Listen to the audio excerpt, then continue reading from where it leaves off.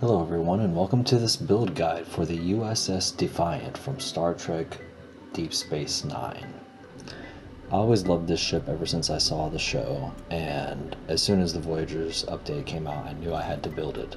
I love that it's lean and low to the ground and very sleek and powerful. As Captain Sisko described it, it is overpowered and overgunned for a ship of its size, and in initial tests the prototype was known to tear itself apart because it was just so powerful and could go so fast. So we're going to go right into the build guide. I don't have a script for this video.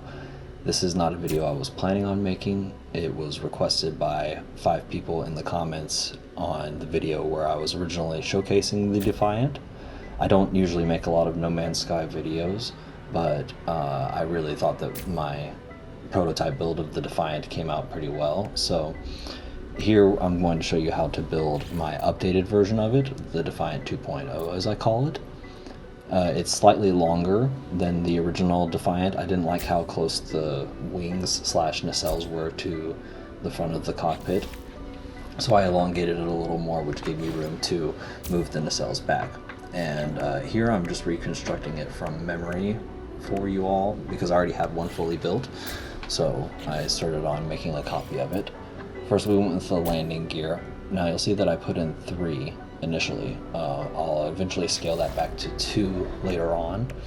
The front one I think was just 1 too many, and I'll leave little mistakes like that in here and show you how I correct them later on, just to show you that I did not make this perfectly on the first or even second try, as this is the second try of me building this, but you know, everything's a work in progress. It's okay to just, you know, treat this like Legos and make little mistakes and correct it and go on.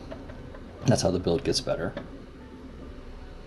So here we're pretty much done with the habitation units. I put a landing unit, or a landing bay, right behind the cockpit. That's another addition from the first version, is that I got tired of walking out the back of the ship, because it might not seem like a long walk because it is a rather small Corvette, but I got tired of walking through the whole ship every time I wanted to get in and out, so I added a little place for me to jump out right behind the cockpit, and that served me really well. Now these are not hab units, these are little linkage blocks that I put in there just to fill out the frame of the ship. Then we're going to put these little rounded pieces on the front, and you'll see I might struggle with the rotation sometimes. I'm not used to building on controller. The first time I built this, I built it using my mouse and keyboard. Now here you're going to see I run into a major problem with the wings / nacelles. One kind of creative thing that I did on the first build was I put the engine inside of the wing so that it kind of clips through and it makes a kind of unique piece out of the 2 different pieces, and that way you're able to have the nacelles emitting that thrust, kind of like they do in the show. But a problem that I'm going to run into here is that I couldn't get it to clip in the same way. It was too high up. It wasn't clipping through the bottom of the wing. It was showing up too much to the top. So I got really stumped there, and I was really frustrated, thinking, why isn't it working like it worked before? Why can't I get it to fit in the right place? So I scrapped that for now, and I move on to just filling out the rest of the top of the ship. But you'll see how I fix that problem in a few minutes. Now I really like the smoothness of these Speedbird nacelle parts. I used 2 of them overlapping on each side to give the overall silhouette, the nice sleek smooth silhouette. Now here's the biggest mistake that I make in redoing this build. I put the radar dome right there a little too far back. Now it does look better there, honestly, in my opinion, but it does create a problem later on, which you'll see, which is that it clips into the captain's quarters at the top there. So this is kind of optional. This is why I again left this in. Some of you may look at this and decide you actually like it more there. I think that the overall alignment of it with the wings and where the wings end up does look better by a little bit than having it moved slightly forward, which is what I end up doing. But it does create the problem of the captain's quarters being intruded on by a good chunk of that dish.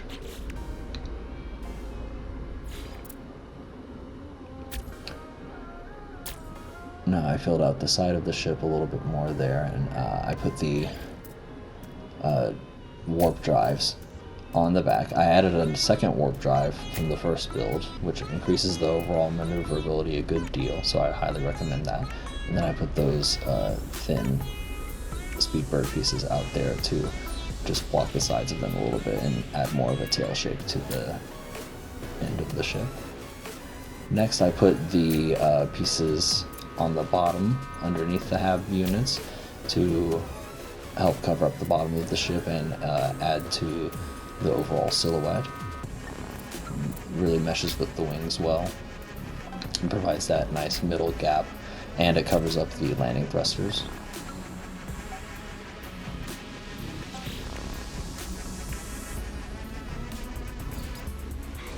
And it's at this point that I realize that the engine was actually attaching to the pieces underneath the wing and not the side of the hab unit that the wing is attached to, because that linkage point, I guess, is already taken up by the wing.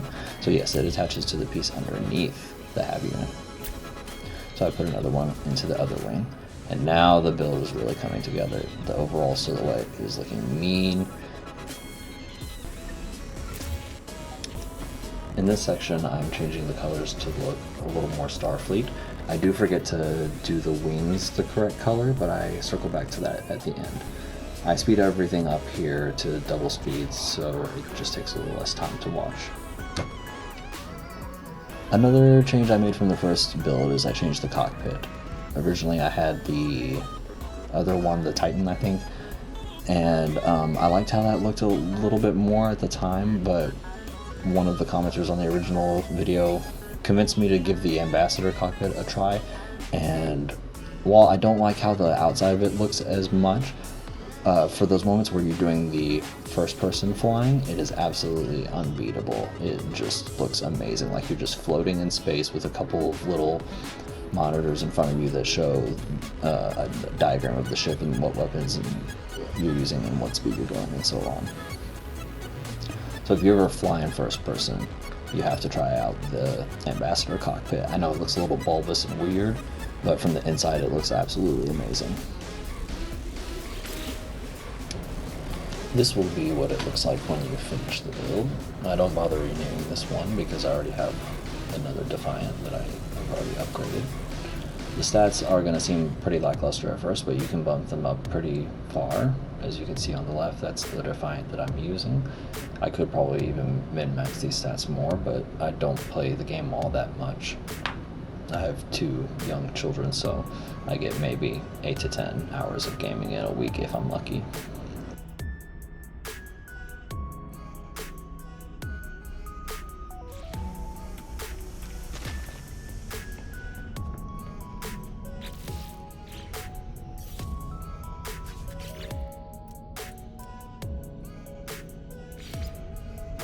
Now I'm going through and decorating the inside and adding the windows. I added 2 near the back so that I could look out the window right before I jump from the back and do any skydiving.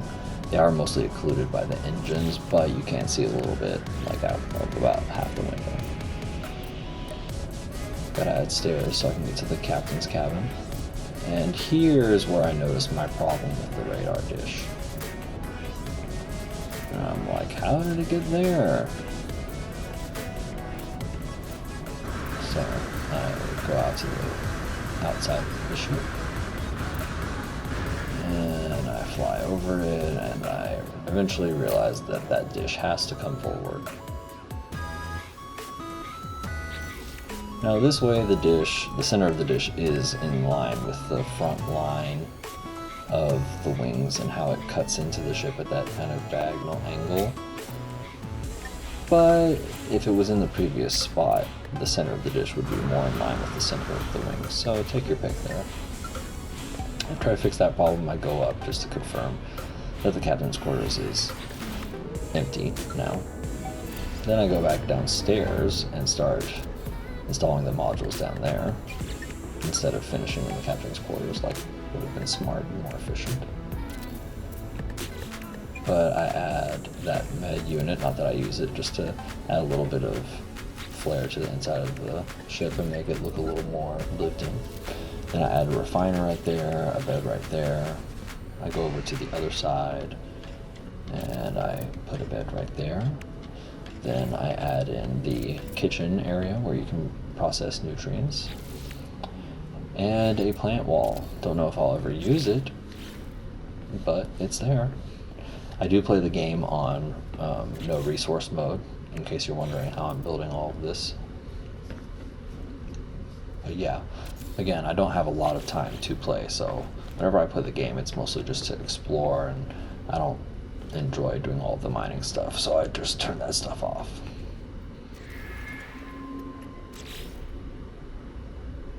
Now, out here I'm dyeing the wings the right color. What you do is you go over to the red and white dye and you use the inverse of that so that it's mostly white and just a little bit of red on the front of the nacelles. Then I change this ring. I play around with maybe a couple different colors, but I decide that the white and black looks best. And from there it's pretty much done. The rest of this video will just be a clip of me fighting one of these dreadnoughts that is attacking the civilian ship. I do end up losing the civilian ship, unfortunately. This is only the second time that I've encountered this kind of event. The first time the civilian fleet was destroyed and the dreadnought got away, but this time I at least managed to take out the dreadnought after the civilians are unfortunately exterminated. But you'll see that the Defiant is quite capable. I have a number of different weapon systems installed on it. The photon cannon is definitely the bread and butter of the system. But if you added a missile launcher or something else, you could get some of the other weapons to perform as well as the photon cannon does. But you'll see here the Defiant is small enough to actually fit inside these trenches and do a kind of Death Star run thing. Some other Corvettes would definitely be too thick to fit through here. But the Defiant is known for being small and mean.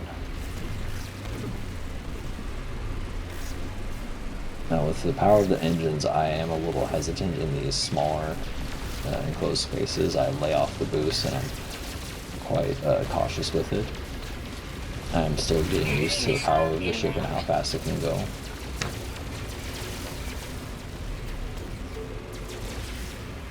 But she handles just beautifully, and nothing is out of my reach. As soon as I see those torpedoes launch, I'm able to chase after them and hunt them down pretty efficiently. I don't really have much else to say, so I'll just let the gameplay speak for itself, and I hope you enjoyed the video. Thank you to everyone who requested this build guide in the comments of my previous video. Again, this is not the type of video I normally do, so I apologize if it's a little rough around the edges.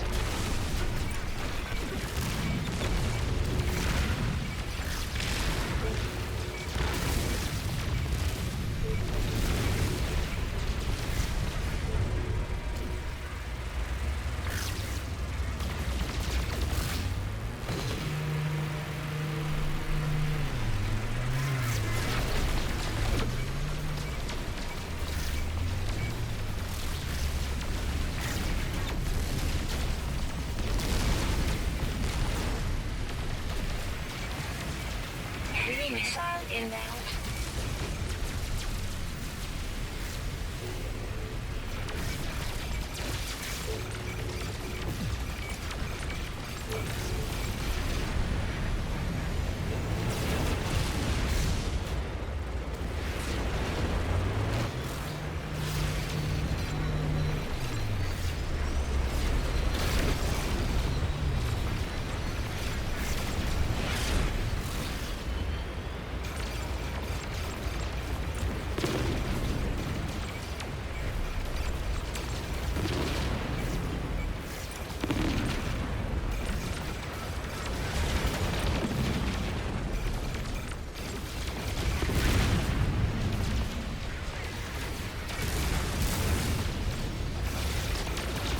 Incoming missile neutralized.